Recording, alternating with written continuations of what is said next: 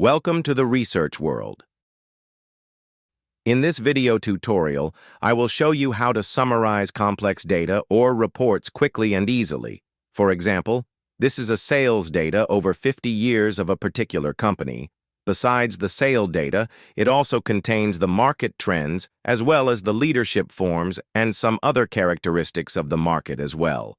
Now, how I can easily and quickly summarize this whole report.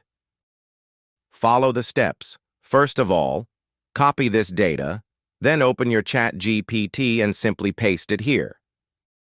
Now scroll down and give the prompt as convert this data into tabular form, including sales, years, market trends, and any developments, etc., and press enter.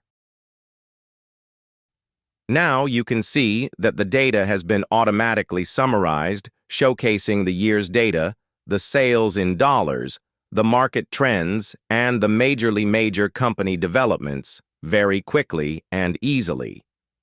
The data has been summarized from the very first year, that is from 1970 to 2050. Hopefully this video will help you. Thank you for watching.